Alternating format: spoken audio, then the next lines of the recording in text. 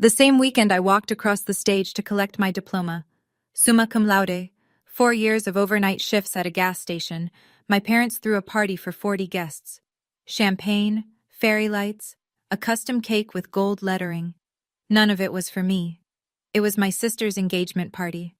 My chair in the auditorium stayed empty, and my mother's only text that night was, "Sorry, honey, Kendra needed us more. You understand." 7 years later, my mother saw my penthouse on Instagram, and suddenly, I was darling again. What she didn't know was that I'd been waiting, not for revenge, but for the truth to finally have a room big enough to stand in. When I showed up to that family dinner, I brought a manila envelope. What was inside changed everything, but not the way my mother planned. Before I go on, if this story resonates with you, hit like and subscribe, but only if you genuinely connect with it. Drop your city and local time in the comments. I'm Bryn, I'm 29, and I live in Raleigh, North Carolina. Now let me take you back 7 years, to the day an empty chair in the front row told me everything I needed to know.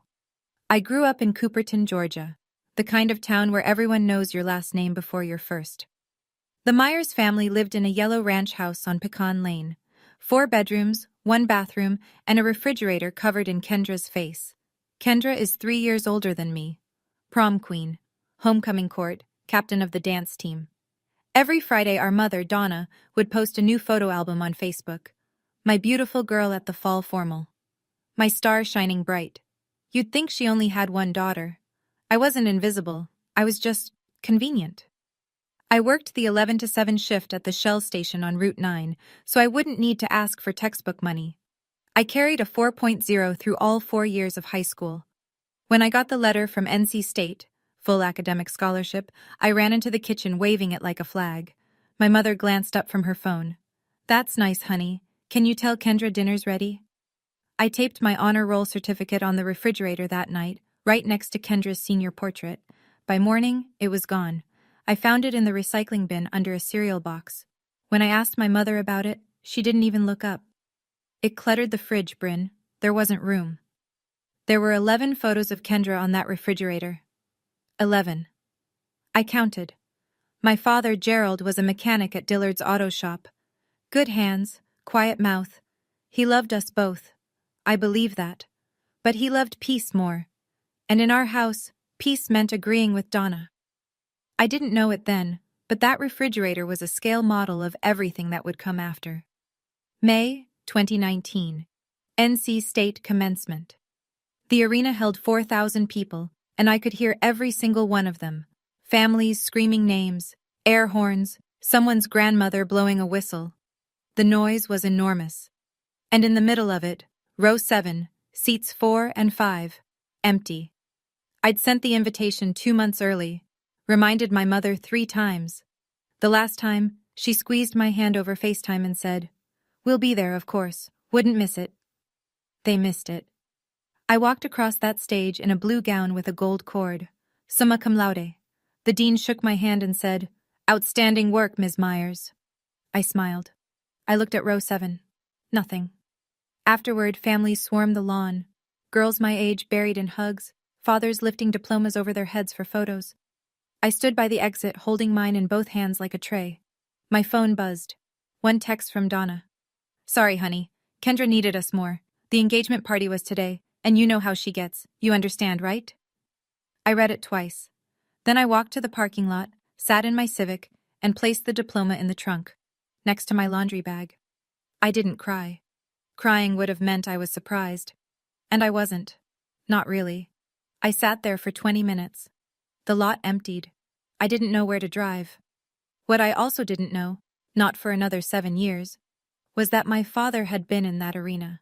He'd been sitting in the back row, 10 minutes before my name was called. But I'll get to that. 1 week later, I drove the 4 hours back to Cooperton, walked through the front door and found the living room still decorated. Silver balloons sagging in the corner, a half-eaten sheet cake on the counter that read, "Kendra and Travis Forever," in pink frosting. My graduation had been 7 days ago. The confetti from my sister's engagement party was still on the floor. "Mom, why didn't you come?"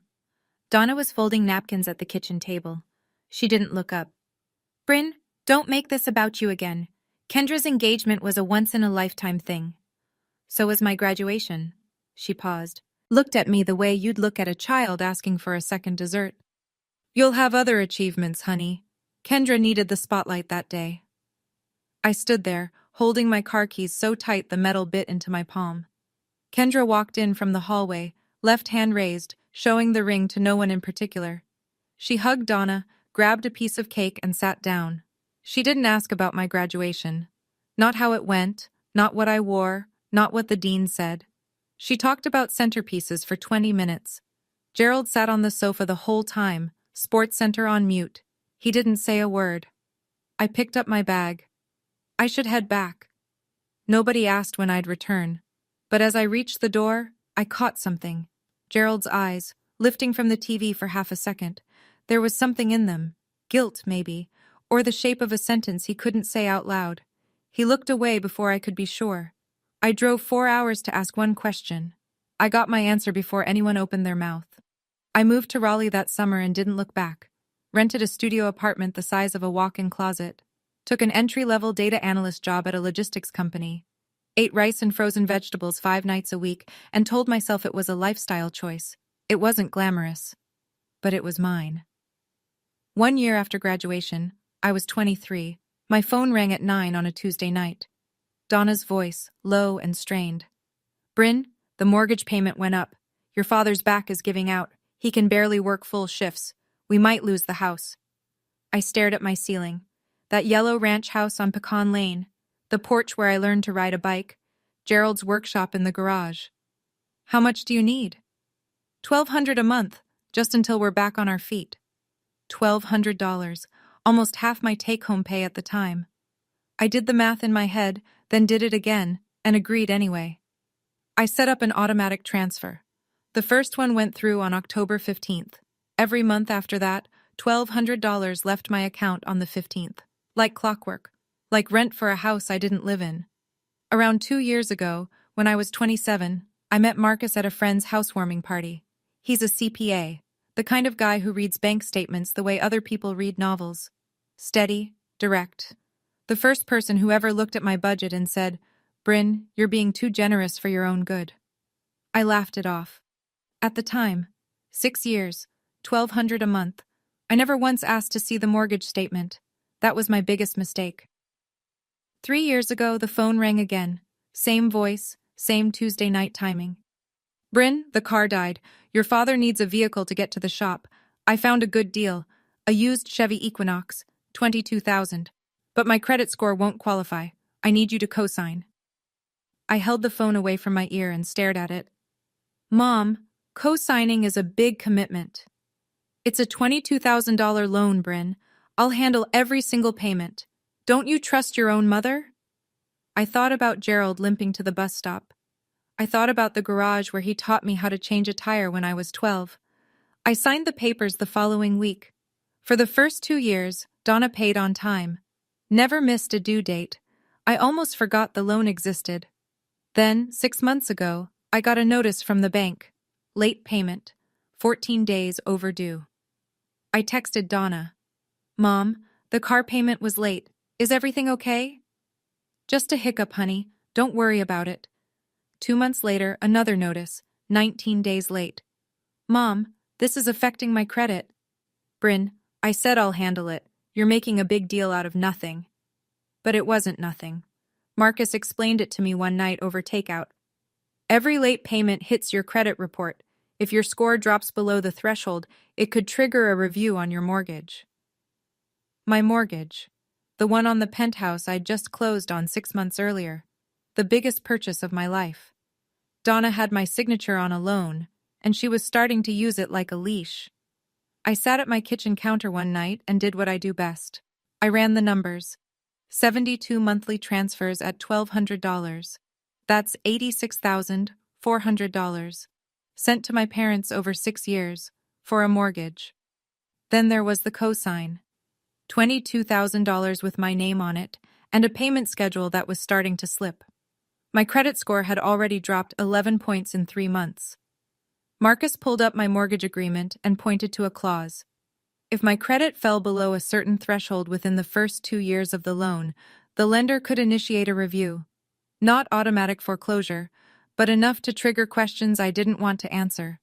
I loved that penthouse, not because it cost $990,000. Not because of the view from the 14th floor. I loved it because it was the first place I'd ever walked into and thought, I built this. No one gave it to me. No one co-signed for me. No one's name is on the deed but mine. And now it was at risk because my mother couldn't, or wouldn't, make a car payment on time. I noticed something else that week. Donna had unfollowed me on Facebook months ago, but she still followed my Instagram, the account I barely used. Until the penthouse photo. I leaned back in my chair and said it out loud, just to hear how it sounded. I've been their ATM for 6 years. Marcus didn't respond. He didn't have to. If I kept going, I'd lose the penthouse. I'd lose my credit. I'd lose everything I'd built with my own hands. But losing money wasn't what finally made me act. What happened next was 4 months before the dinner. The calls started coming twice a week. Kendra's going through a rough patch. Travis lost his job. Did I tell you that? Everything's so expensive now, Bryn. Each call followed the same rhythm. Donna would start soft, build to a request, and finish with a guilt trip wrapped in silk. Mom, I'm already sending $1,200 a month. I know, baby, but family helps family. What about Kendra helping herself? The line went quiet. When Donna spoke again, her voice had dropped 2 degrees. Don't be cruel. She's your sister. I'm not being cruel. I'm asking a question. You know, Bryn, your father could barely walk last winter, and here you are counting pennies from your fancy apartment. It's not a fancy, after everything we've done for you. I closed my eyes. There it was, the script. Every time I pushed back, Donna either cried or invoked Gerald's pain. If I asked why, she cried. If I asked how much, she gave a number. I started noticing the pattern. Gerald was never on these calls, not once. When I asked to speak to him, Donna would say, he's resting, or he's in the garage, always a reason. One Tuesday, I tried calling Gerald's cell directly. It went to voicemail. I left a message. He never called back. That was when I started to wonder, was Gerald choosing silence, or was the silence chosen for him? My mother had a rule I'd never put into words before. She controlled who talked to whom, when, and about what. Every conversation in the Myers family went through Donna first. I was starting to see the pattern, but I didn't see the full picture yet. Tax season. Marcus and I sat on the living room floor surrounded by W-2s, receipts, and a laptop showing my bank account. He scrolled through the transfers and frowned. Why are you still sending $1,200 a month to your parents? Mortgage help, you know that. Right, for a house in rural Georgia. He pulled up Zillow on his phone. What's their address? I told him. He typed it in, turned the screen toward me. The house on Pecan Lane. Estimated value, $185,000. Built 1996. Last sold, 1998. Marcus leaned forward. A house like that, bought in the late 90s in Cooperton, Georgia. What do you think the original mortgage was? I don't know. Maybe $120,000? On a 30-year fixed? The payment would have been under $800 a month, and that's before they've paid it down for 20-plus years. He set the phone on the coffee table. Bryn, you're sending more than their likely payment. I stared at the screen. The little yellow house. The porch. The mailbox Gerald repainted every spring. There's a chance, Marcus said carefully, that the house is already paid off. I didn't answer. Something was shifting inside my chest. Not anger yet, but the shape of it. Like seeing a crack in a wall you'd always assumed was solid. I'm not telling you what to think, Marcus said. I'm telling you what the numbers say. That night, I couldn't sleep. I lay in bed doing arithmetic. 25 years of payments on a $120,000 mortgage. Even without extra payments, the math was tight. Where was my money going? I called Donna on a Wednesday. Midday. I wanted her alert, not tired. Mom, I have a quick question. Sure, honey. What's the exact mortgage balance on the house? Silence. 3 full seconds. Why are you asking? I just want to know where my money's going. Her voice changed. Not loud. Donna never yelled. She cooled, like someone opening a window in January. Are you accusing me of something, after everything I've done for this family? I'm asking a question, Mom. I don't appreciate the tone, Bryn. I really don't. You sound like you've been talking to someone. A pause. Is this Marcus? Is he putting ideas in your head? This is me asking a simple question. You know what, Bryn? I've got a lot on my plate right now. Your sister's barely keeping it together, your father's health is a mess, and I might not even be able to make the car payment this month. My hands are full. I gripped the phone so hard my knuckles whitened. She didn't answer my question. She answered a different one I hadn't asked. The car payment. My cosign. She dangled it like a warning flare. Mom? I have to go. Kendra's calling on the other line. Click. I sat on the edge of my bed, hands flat on my knees, breathing slow. She didn't give me a number. She didn't say the balance was 50,000 or 10,000 or anything at all. She pivoted to tears, then to blame, then to a threat, all in under 2 minutes. My mother had just used a car loan to keep me in line. And that's when I knew. This wasn't about helping family. This was leverage. Okay, I need to pause here for a second. Did you catch that? My mother never answered the mortgage question. She went straight to a threat about the car payment. Why do you think she reacted that hard to a simple number? Where do you think that money's been going for 6 years? Drop your predictions in the comments. I'm genuinely curious if you see what I didn't see for way too long. Hit like if you're still here with me. Alright, back to the story. Because what happened next changed everything. 3 months before the dinner, a Saturday morning, Marcus came into the kitchen holding his laptop like a serving tray. Sit down. I sat. He'd pulled up the public county records for Cooperton, Georgia. Property tax filings, deed transfers, lien history. All of it free, all of it online. With my permission, he'd searched the Myers household. He turned the screen toward me. The house on Pecan Lane. Mortgage status, satisfied. Payoff date, March 2019. No liens, no HELOC, no second mortgage. March 2019. I started sending money in October 2019. The house had been paid off for 7 months before my mother ever called me asking for help. Marcus printed the property deed record, slid it across the table. I looked at it the way you look at an X-ray when the doctor's face has already told you the news. $86,400. 6 years of transfers. For a mortgage that didn't exist. I didn't say anything. I stood up, put on my running shoes, and ran for 45 minutes through downtown Raleigh. I passed the coffee shop where Marcus had first told me I was too generous. I passed the park where I'd sat on a bench last Thanksgiving and called Gerald, only to get voicemail. I ran until my legs burned and my mind went quiet. When I came back, Marcus was still at the table. Same seat, same screen open. Whatever you decide, he said. I'm here. I poured a glass of water and drank it standing up. I know the money didn't go to the house, I said, but I don't know where it went. The answer came from someone I didn't expect, and it came with a phone call I almost didn't take. Uncle Frank is my father's older brother, 62, carpenter, hands like leather, voice like gravel. He's the kind of man who says 3 words when most people need 30. He'd stayed in touch with me after graduation, a text on my birthday, a call at Christmas. Never much, but always there. So when his name lit up my phone on a random Thursday afternoon, I picked up fast. Bryn, can we talk? Just you and me? Of course, Uncle Frank. He cleared his throat. Your mother's been telling the family you don't call, that you moved away and cut everyone off. She told your Aunt Ruth you refused to help when your daddy had that kidney stone last year. I blinked. Dad had a kidney stone? Last October. He was in the ER for 2 days. Nobody called me. That's what I figured. A long exhale. There's more. Donna came to me last month asking if I'd lend Kendra $15,000. I said no, asked why. She said Kendra's going through hard times. His voice tightened. I said, Donna, Bryn sends you money every month. She said that was for the mortgage, so I told her, Donna, I helped Gerald paint that house last summer.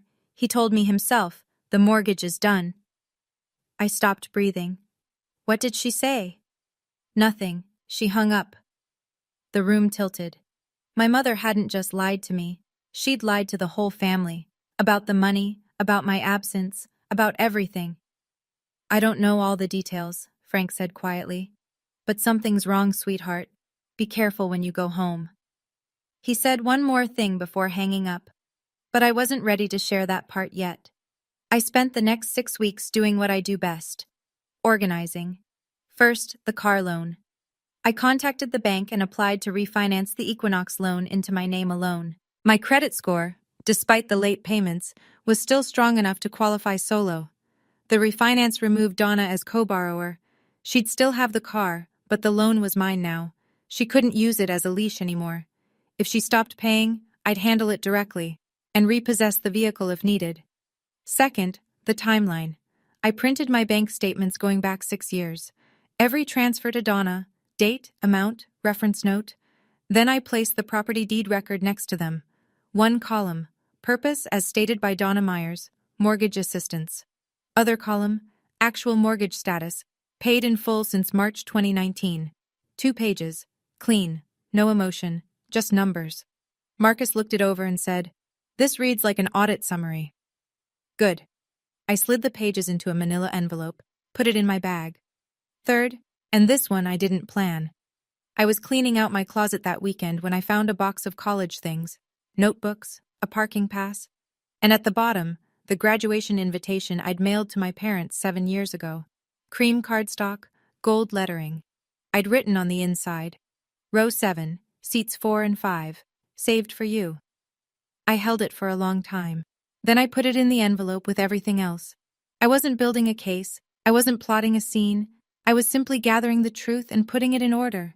If no one ever asked, the envelope would sit in my closet forever. But I had a feeling someone was about to ask.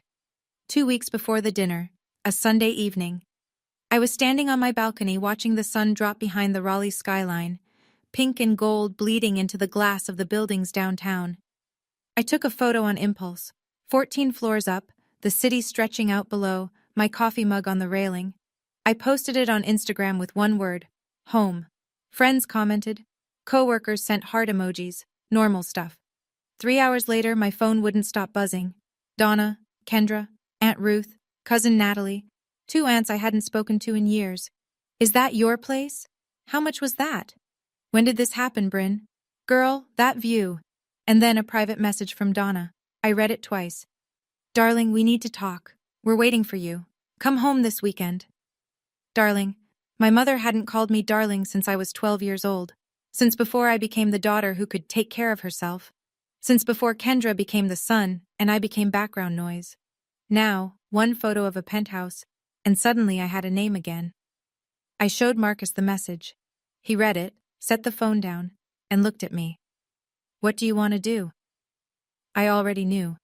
I'd known since the moment I saw the property deed. I'll go. You think it's just dinner? No, I think it's a stage. I picked up the phone. But I've got my own script. I typed back. I'll be there Saturday. The manila envelope was in my bag. The refinance was done. The auto transfers had been canceled 3 days earlier. I agreed to go, not because I was naive. I agreed because the envelope was already packed. The Thursday before the dinner. I called Natalie, Uncle Frank's daughter, my closest cousin. She works at the county clerk's office in Cooperton. We'd always gotten along, even when I stopped coming home. Hey Nat, how's everyone? She hesitated. That half-second pause people make when they're deciding how honest to be. Bryn, can I ask you something? Go ahead. Your mom's been telling everyone you moved away and cut the family off, that you never call, that when your dad was in the hospital last year, she called you and you hung up on her. My jaw tightened. She never called me about Dad, Natalie. I didn't even know he was sick. Silence. She said you hung up. She lied. More silence. Then softly. I believe you. Some of us have been wondering. The story never quite made sense. You always seemed like the responsible one. I leaned against my kitchen counter and pressed my palm flat on the cold granite. This was the moment. Not the money, not the cosign, not even the empty chair at graduation. This. Donna hadn't just taken my money. She'd taken my name. She'd rewritten 7 years of history and cast me as the villain, the ungrateful daughter, the one who abandoned her sick father, and everyone at that dinner table on Saturday had been fed that version of me. "I'm glad you're coming Saturday," Natalie said. "Some of us have been worried about you." I hung up. My hands were shaking. Not from fear, from the kind of anger that sits low in your ribs and doesn't make noise. Stealing my money was one thing. Stealing my name, that I could not let stand. Saturday was coming, and I was bringing a different story. Saturday. Marcus and I left Raleigh at 7 in the morning. 5.5 hours on I-85 South, then 2-lane roads through pine country until the Cooperton exit. I drove. Marcus kept his hand on my knee and didn't ask questions. The manila envelope sat in my shoulder bag on the back seat. When we turned onto Pecan Lane, I counted the cars. 8, 10, 14, lining both sides of the street, spilling onto the neighbor's lawn. "That's not a family dinner," Marcus said. No, it wasn't. I parked at the end of the block. Through the front window, I could see the living room. Packed. I recognized Aunt Ruth's silver hair, Uncle Dennis's truck in the driveway, Natalie's blue Camry, neighbors, people from church, at least 20 people inside. I looked at Marcus. He looked back. "They set a stage," he said. I grabbed my bag, felt the weight of the envelope through the leather, and stepped out of the car. The front door swung open before I reached the porch. Donna rushed out, arms wide, tears already glistening. "My baby's home! Everyone, Bryn is here!" She wrapped me in a hug that smelled like Estee Lauder and butter rolls. Behind her, people clapped. Actually clapped. Like I'd returned from war. Inside, a long dining table pulled from the kitchen into the living room. Casserole dishes, sweet tea in mason jars, and a handmade banner taped above the fireplace in green and gold letters. Family first. Gerald stood in the corner of the kitchen drying a glass. He didn't look at me. Kendra sat at the far end of the table beside Travis. She smiled. It didn't reach her eyes. I sat down, bag on my lap. Dinner was loud and warm and felt almost real. Aunt Ruth passed cornbread. Uncle Dennis told a fishing story. Natalie caught my eye from across the table and gave a small nod. I barely ate. Then, between the cobbler and the coffee, Donna stood up. She tapped her glass with a fork. The room hushed. "I want to say something." She smiled at me the way a host smiles at a guest of honor. "Most of you know my Bryn moved to Raleigh years ago, built a wonderful career. And just recently, did y'all see that Instagram? She bought herself a beautiful penthouse." A few people murmured. Someone whistled. "I always knew she'd make it," Donna said. "She gets her drive from me." Marcus's hand found my knee under the table. He squeezed once, then the pivot. "And because family is everything to the Myers, Bryn has generously offered to help Kendra and Travis get back on their feet. They've had a hard year, Travis between jobs, the house situation, and Bryn has already said she wants to step up." I had not said that. I had never said that. Not in a text, not on a call, not in any universe. But the room didn't know that. They clapped. Kendra dabbed her eyes with a napkin. Travis nodded slowly, like a man receiving communion. Donna turned to me. That smile. That warm, practiced, airtight smile. "Honey, do you want to say a few words?" 23 faces turned toward me. The room was silent except for the tick of the kitchen clock and the hum of the refrigerator. The same refrigerator that once held 11 photos of Kendra and none of me. My mother had written my lines. But I brought my own script. Before I could speak, Kendra stood up. Her chair scraped the floor. Her mascara was already running, either real tears or a very early start. "I just want to say," she began, voice cracking, "this has been the hardest year of my life." She told the room about Travis losing his real estate job, about falling behind on the house payments, about lying awake wondering how she'd keep her 2 girls, Lily, 5, and June, 3, in the same school district. She didn't mention why Travis lost his job. She didn't mention the gambling. She didn't mention what I'd later learn about the DUI. Aunt Ruth reached across the table and squeezed Kendra's hand. "Oh, honey, that's terrible." Uncle Dennis looked at me. "Bryn, you gotta help your sister. That's what family does." Cousin Natalie said nothing. She watched. The room folded around me like a closing fist. Every pair of eyes carried the same expectation. 23 people who'd been told I was the absent daughter, the one who disappeared, and now here was my chance to prove I still had a heart. Donna placed her hand on my shoulder. Gentle, firm, the weight of it was precise. "You'll do the right thing, won't you, baby?" I looked around the table. Aunt Ruth, Uncle Dennis, the neighbors from church, Gerald, standing in the kitchen doorway, staring at the floor. Then I looked at Marcus. He was calm. His eyes said what his mouth didn't. "You've got everything you need." I stood up. Donna beamed. Kendra clutched her napkin. Travis straightened in his chair. They thought I was about to say, "Of course, anything for family." I reached into my bag and pulled out the manila envelope. I opened the envelope slowly. No rush. I pulled out 2 sheets of paper and held them at my side. "Before I say anything, I want everyone in this room to know something." My voice was steady. I'd practiced this in the mirror. Not the words, just the breathing. For 6 years, I have been sending $1,200 every month to Mom and Dad. She told me it was for the mortgage on this house. I looked at Donna. She was still smiling, but it had frozen. "According to the public county records for Cooperton, Georgia, this house has been paid in full since March 2019. I handed the first page to Uncle Frank, who sat nearest to me. The property deed record. He put on his reading glasses, scanned it, and nodded once. "That's $86,400 over 6 years, I continued. "I don't know exactly where every dollar went, but I know, and now you know, that it did not go to this house." The room went still. The kind of still where you can hear someone swallow. Aunt Ruth turned to Donna. Uncle Dennis lowered his fork.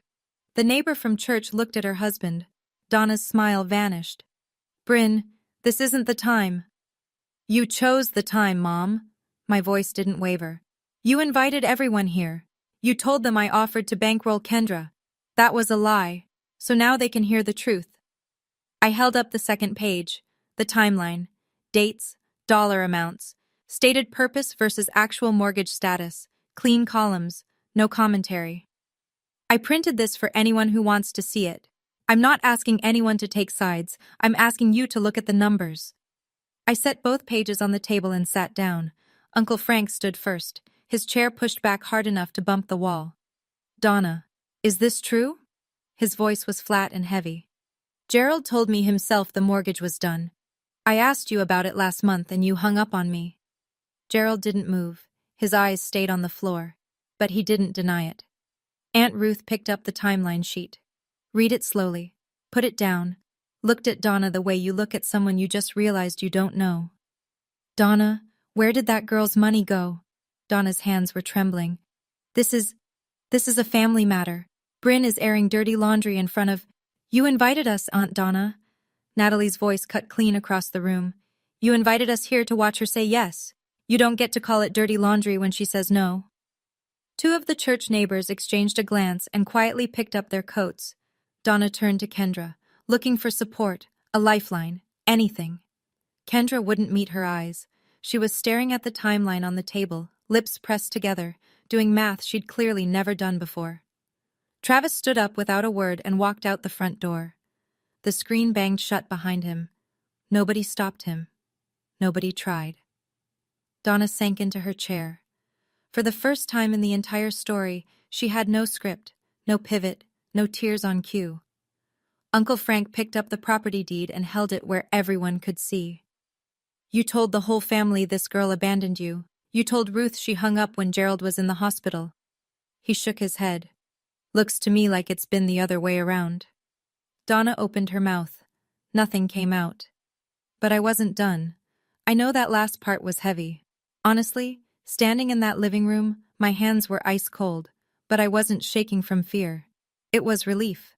For the first time in 7 years, the truth was in the room, and it wasn't just mine to carry. Here's my question for you.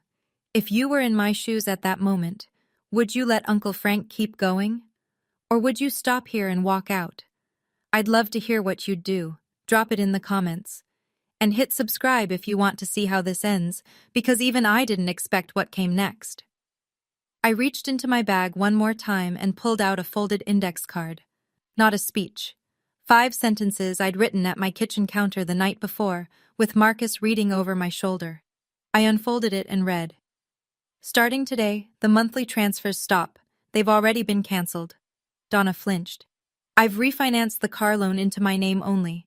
Mom, your name is no longer on the title. The payments are my responsibility now. Donna's mouth opened and closed. The leash she'd been holding, gone. I will not be funding anyone's lifestyle while being called the daughter who abandoned her family. The room was so quiet I could hear the ice settling in someone's sweet tea. If Kendra needs help, I'd suggest she look into the same options I used: scholarships, part-time jobs, and a budget. I looked up from the card. I looked at Donna, at Gerald, at Kendra, at the banner that said Family First. I love this family, but love doesn't mean I have to set myself on fire to keep someone else warm. I folded the card, put it back in my pocket. Aunt Ruth nodded. Natalie wiped her eyes. Uncle Dennis, who 20 minutes ago had told me to help my sister, stared at his hands. Nobody argued. Nobody said I was wrong. And for the first time in my life, nobody told me I was making it about myself. Donna looked at Gerald. Gerald looked at the floor. Then he did something he hadn't done all evening. He looked up. Not at Donna, at me. But I wasn't done yet, because Uncle Frank cleared his throat. There's something else, he said, and the room held its breath. Uncle Frank stood in the middle of the room with his hands in his pockets, looking at Gerald the way a brother looks at a brother he's about to stop protecting. 7 years ago, Frank said, your daddy drove to your graduation. I stopped breathing. I know because I lent him my truck. His car wouldn't start that morning, and he came to my house at 6 a.m. asking for the keys. He said, Frank, I'm not missing this. The room turned to Gerald. He was leaning against the kitchen doorframe, eyes closed. He drove 4 hours, Frank continued. Got there early. Sat in the back row. I know because he called me from the parking lot afterward and said he saw you walk across that stage. My chest cracked open. I could feel it. Something between grief and gratitude splitting me right down the center. Then Donna called him. Frank's voice hardened. Told him Kendra had fainted at the engagement party. Told him to come back immediately. He left. Frank looked at Donna. I found out 2 weeks later. Kendra never fainted. It was a lie to get him out of that auditorium. Gerald opened his eyes. Tears ran down both cheeks, catching in the stubble on his jaw. This was the most emotion I'd seen from my father in my entire adult life. Donna stood up. That's not... It is true, Donna. Gerald's voice broke the room like a stone through glass. Stop. 2 words. The first he'd spoken all night. And they were aimed not at me, but at her. I gripped the edge of the table. My father had been there. He'd watched me graduate, and my mother had pulled him away with a lie. I should have stayed, baby girl, Gerald whispered. I should have stayed. The room was still reeling, people whispering, Aunt Ruth pressing a napkin to her eyes, when Natalie stood up from the far end of the table.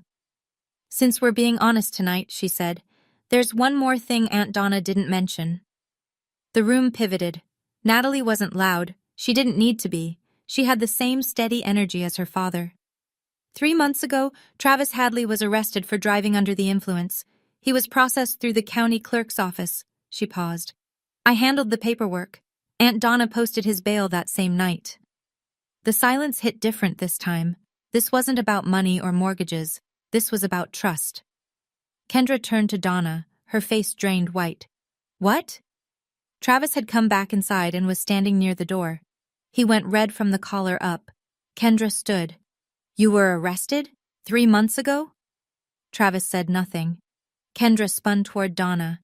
You knew? You bailed him out and didn't tell me? Donna raised both hands. I was protecting this family.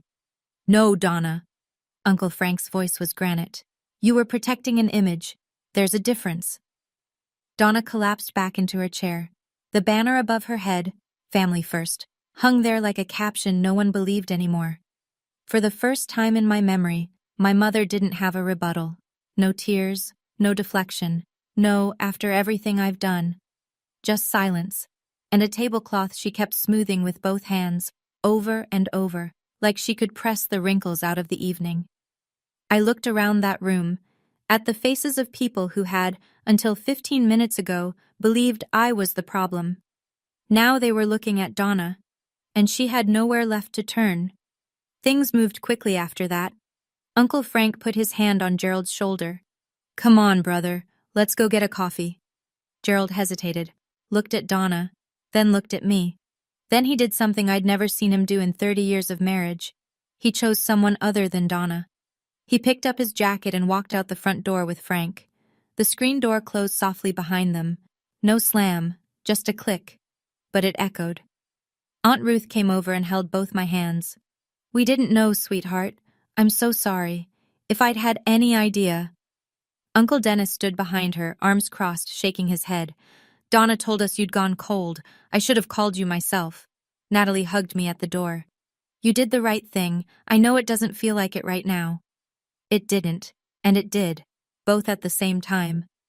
Kendra hadn't moved from her chair. She sat with her hands flat on the table, staring at the timeline sheet I'd left there. Her mascara was ruined, real this time.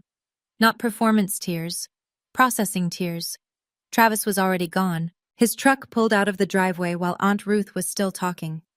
3 church neighbors slipped out without a word. One of them, Mrs. Gentry, who'd known our family for 20 years, stopped beside me on the porch and said quietly, "You did the right thing, hun." Inside, Donna sat alone at the head of the table. The cobbler was cold. The sweet tea had gone watery. The banner above her read, "Family First" in handmade letters, and she sat beneath it like a queen in an empty court. Nobody was clapping anymore. Sunday morning, Marcus and I were loading the car outside Uncle Frank's house, where we'd spent the night. The sun was barely up. The air smelled like red clay and pine. Gerald appeared at the end of the driveway. No truck. He'd walked from Frank's kitchen, coffee in hand, wearing the same flannel from last night. He sat down on the porch step. I sat beside him. Marcus went inside without being asked. We sat in silence for a full minute. Gerald held his cup with both hands like it was the only warm thing left in the world. "I don't expect you to forgive me," he said. I waited. "I was at your graduation. I saw you walk across that stage. You looked—" He swallowed. "You looked proud. And I left. I left because your mother said—" He stopped, shook his head. "No. I left because I was a coward." I didn't argue with him. He wasn't wrong. "I knew about the money," he said. "Not all of it, but enough. Donna would mention things. Bryn's helping out. Bryn's sending extra this month. I never asked where it went. I should have." "Yeah," I said. "You should have." He nodded. No excuses. No justification. Just a man sitting with the full weight of what he didn't do. I looked at the pine trees lining the street. At the mailbox he used to repaint every spring. "If you want to talk," I said, "call me on Tuesdays. Just you, not through Mom." He looked at me, eyes red, but steady. "Tuesdays. Your voice, not hers. That's where we start." He reached over and squeezed my hand once. Quick, rough, the way a man does when he doesn't trust himself to do more. We started there. I was closing the trunk when Kendra appeared at the end of the driveway. Eyes swollen, no makeup, hair pulled back in a way I hadn't seen since we were teenagers. She looked smaller than I remembered. "Did you know Mom bailed Travis out and didn't tell me?" Her voice was raw. "No, I found out the same time you did." 3 months. She shook her head. 3 months she kept that from me. In my own house. I leaned against the car and let her talk. "I didn't know the house was paid off either, Bryn. She told me you offered the money, that you wanted to help. She said it was your idea." "And you never asked me directly?" Kendra flinched, then nodded. "No, I didn't." "She told me you didn't need help. She told you I volunteered. She told the family I disappeared." I crossed my arms. Everyone got a different story. That's how she kept the whole thing running. Kendra stared at the ground for a long time. When she looked up, her eyes were wet but focused. "What do I do now?" "That's not my question to answer, Kendra. But I'd start by looking at your own bank statements." She pressed her lips together, nodded. I opened the car door, paused. "I don't hate you. I need you to hear that. But I'm done carrying both of us." She didn't respond right away. Then quietly, I wouldn't blame you if you did. I got in the car. Marcus was already in the passenger seat pretending to check his phone. He's good at knowing when to disappear. I pulled out of the driveway. In the rearview mirror, Kendra was still standing there, arms wrapped around herself, watching me go. 2 weeks after the dinner, here's what changed. Donna deleted the family first banner photo from Facebook. Then she deleted her entire profile picture.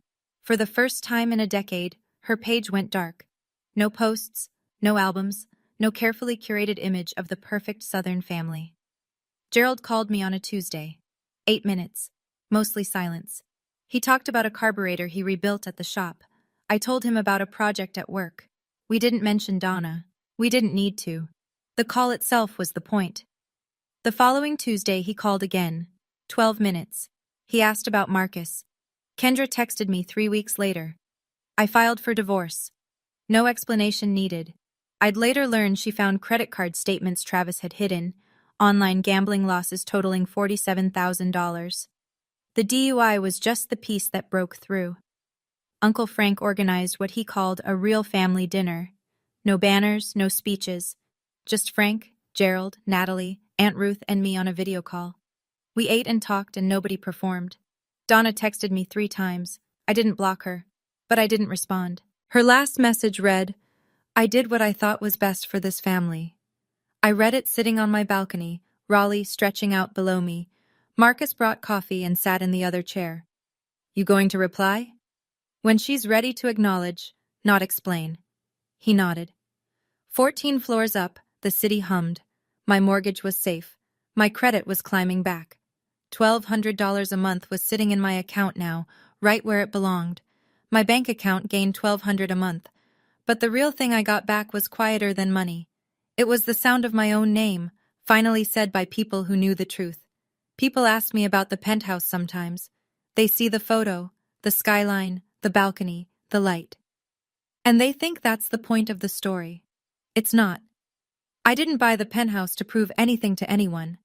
I bought it because after 7 years of overnight shifts, studio apartments, frozen vegetables, and automatic transfers to a house that didn't need my money, I wanted one thing that was entirely mine. A place where, when I turned the key, I knew no one else had paid for it. No one else's name was on the deed. No one else could take it away. The word I posted under that photo, home, wasn't a flex. It was the first time I'd used that word and meant it. Home wasn't Pecan Lane anymore.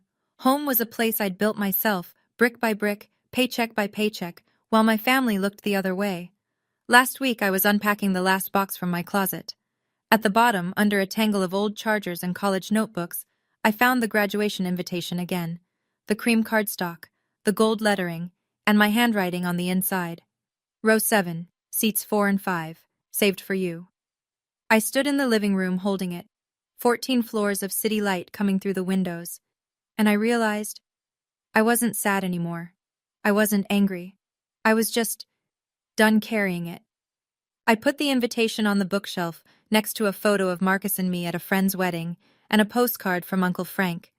Not to remember the pain, to remember the distance I'd traveled. The penthouse is 14 floors up, but the journey that got me here started in a parking lot where I stood alone with a diploma and nowhere to go.